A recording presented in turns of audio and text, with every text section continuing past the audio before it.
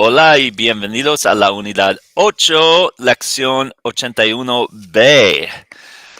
Lesson 81B of unit 8, preterite tense irregular verbs. We're going to focus on the irregulars today. All right, what do you need? ¿Qué necesitas? You need your packet from unit 8, same one that you were using on the last lesson, and something to write with. And for sure, you're going to need to make some flashcards today. As always, this is a partner optional activity, so feel free to work with somebody. Ok, el objetivo de hoy, los estudiantes podrán conjugar los verbos irregulares, A-R-E-R-I-R, en el pretérito del pasado. So you're going to be able to conjugate your irregular verbs in the preterite past tense.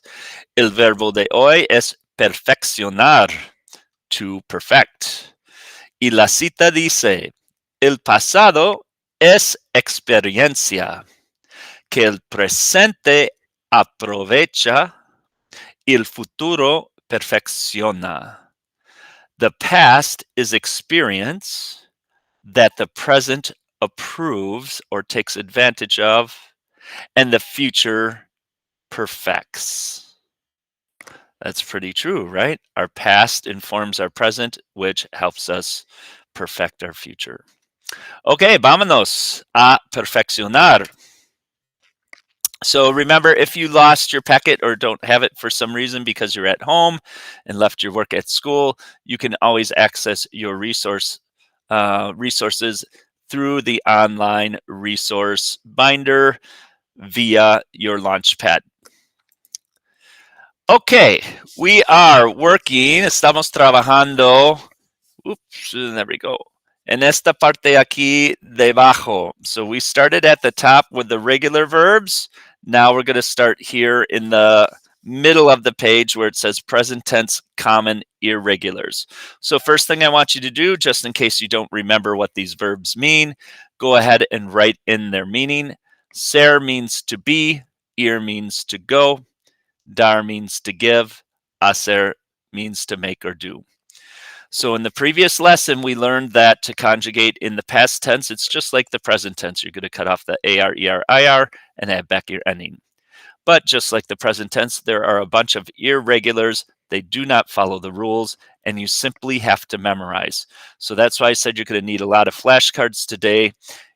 There's no other way. This list of verbs that we're going to be working with today, you just have to memorize. There's no other way to help you.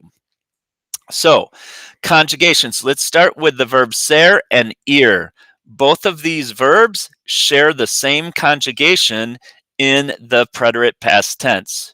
Yo fui, tú fuiste, él fue, ella fue, usted fue, nosotros fuimos, vosotros fuisteis, and ellos, ellas, and ustedes fueron.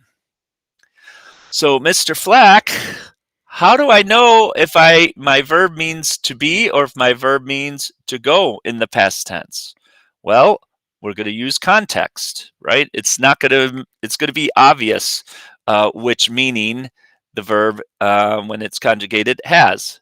For example, yo fui agente de viajes antes de ser maestro. I was a travel agent before I was a teacher.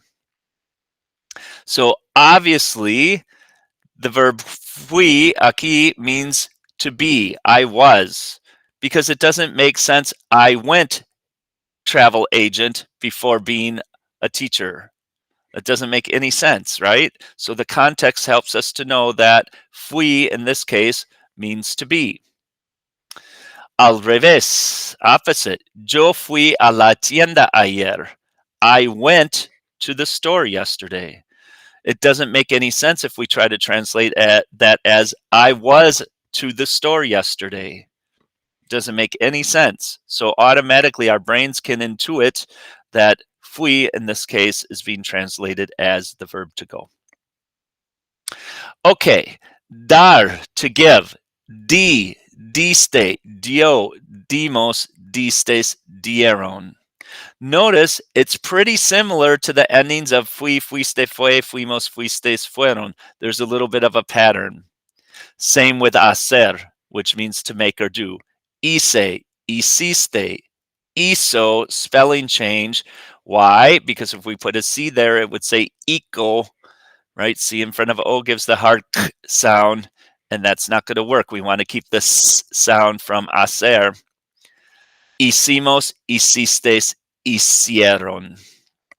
So you can see all of these, with the exception of ise here is a little oddball, but all the rest it's sort of like iste, yo, imos. Well, I guess this the third person is a little bit different, right? So there is some similarities between these two. There's some similarities overlapping, so that might help you to do your memorization. But again, you just got to do it. You just got to be able to go fui, fuiste, fue, fuimos, fuistes, fueron. Close your eyes, be able to do it forward, backwards, inside out. Okay, moving on. At the bottom of your page now, you have what I have. Ooh, there we go. Bottom of the page. Sorry, with the green screen, this doesn't show up so good. Bottom of the page.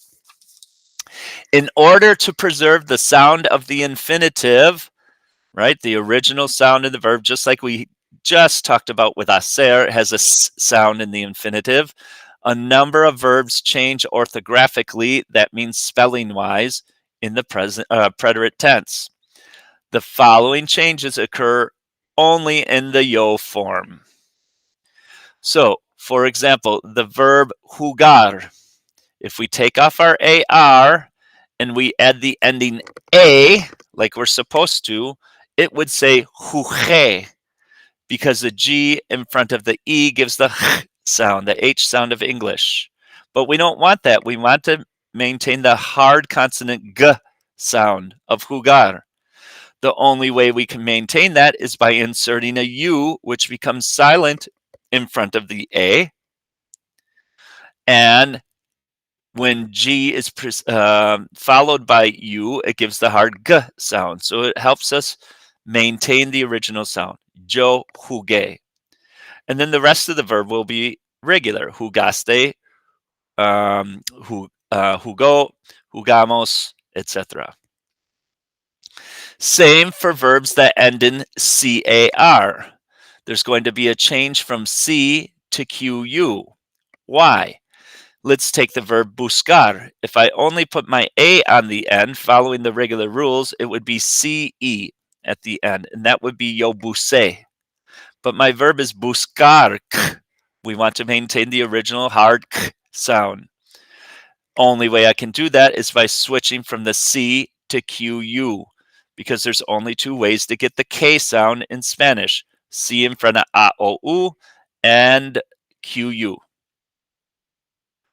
Similarly, verbs that end in ZAR are going to change the Z to the C. We know this because we learned at the beginning of the year that C never goes in front of E or I. Well, I shouldn't say that. Yeah, Z. I didn't say C. Z in front of E or I doesn't happen, right? It's going to change to C. So almorzar has to become almorcé con la C. So that probably for some of you just overwhelmed you. Like, what? What is he talking about? You need to go back to your spelling rules. So you need to pull out your spelling packet right now. I want you to pause the video, pull out your spelling packet. If you don't have it, you can go to the online resource binder up at the top under where it says vocab, second line vocab, alphabet, and spelling rules. Open that up. First page, we have the alphabet, and here we go. This is what we learned way back at the beginning of the year. I taught you this for a reason, because we need to know how to spell and we need to know how to read from spelling. So you need to review this information, especially these rules here about the soft C and the hard C, the soft G and the hard G, right? Which vowels follow those letters to give us those hard and soft sounds. It's worthwhile remembering this part at the top. And then you've got your special rules. There's only 8 things that you needed to memorize back at the beginning of the year. If you don't have those, now is a good time. because you've got a lot of Spanish under your belt now. You've learned a lot of vocabulary. Now these rules will probably make a little more sense. So take some time, go back through, again, make some flashcards if you don't remember this. Put on the front side how to get soft C sound. Put on the back side the vowels E and I. How to get the hard C sound, which sounds like vowels A, O, U on the other side, right? Until you've got that memorized. Okay, once you are ready, we're going to continue.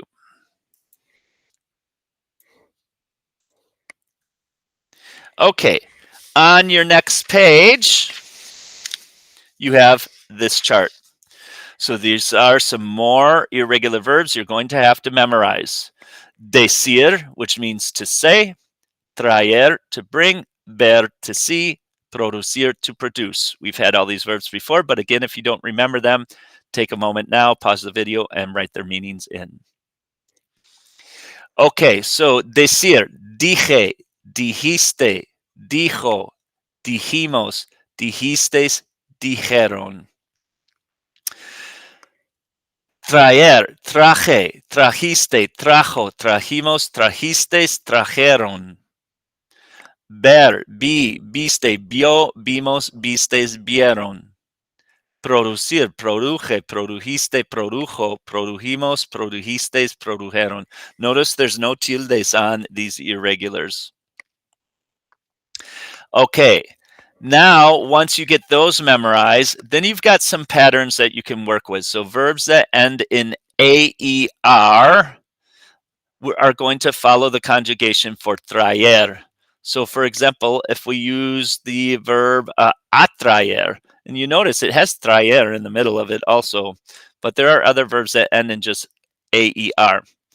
They're going to do the exact same endings of he, histe, jo, himos. So if I wanted to say I attract, yo atraje mucha atención. I attracted a lot of attention. Equally, verbs that end in usir are going to do the same thing as our example here with producir. We're going to have he, histe, jo, himos, histes, jeron. So for example, the verb you already know now, conducir, to drive. Yo conduje mi carro. I drove my car. So again, pause the video here, make some flashcards for these verbs, and then make some flashcards or add on the back these additional notes here for the verb traer and producir. Okay, lastly, more. These 2 pages are not even close to all the irregular verbs that are in Spanish, but they are all the main verbs that you would be working with at this level. So we've got the verb tener, which was irregular in the present also. It's irregular in the past tense. Tuve, tuviste, tuvo, tuvimos, tuvistes, tuvieron. Remember, tener means to have. Venir, also irregular in the present tense. Vine, viniste, vino, vinimos, vinistes, vinieron. Again, the verb venir means to come. Querer, another verb that was irregular in the present tense also. Quise, quisiste, quiso, quisimos, quisistes, quisieron means to want. Estar, another verb that was irregular in the present tense. Estuve, estuviste, estuvo, estuvimos, estuvistes, estuvieron. On the bottom, all of these verbs are also, except for andar, are irregular in the present tense as well as the past tense. Poder, pude, pudiste, pudo, pudimos, pudistes, pudieron. Poner, puse, pusiste, puso, pusimos, pusistes, pusieron. Saber, supe, supiste, supo, supimos, supistes, supieron. Andar, anduve, anduviste, anduvo, anduvimos, anduvistes, anduvieron. So make some flashcards for these. And then again, we have some patterns. So other verbs that end in tener or have tener in their root are going to follow the same conjugation pattern, and that makes sense. So for example, obtener, which means to obtain, is going to be obtuve, obtuviste, obtuvo, etc. On the bottom, poner, There's lots of other verbs that have poner in their root. For example, componer, to compose. So in the past tense, componer becomes compuse, compusiste, compuso, compusimos, etc., etc. All right, that's a whole bunch. Make sure you have made flashcards for all of these, and you're going to have to practice. You have to get these memorized. So that's your homework. Make flashcards, and away you go. Once you've got that done, you're going to return to your packet, and on the back side of the second piece of paper, you've got a practice activity now. You're going to do the same thing as you've done before, fill in the blank, and translate your sentences. When you're done, find me and ask me to check your work. Okay, we'll see you on the next lesson. Nos vemos.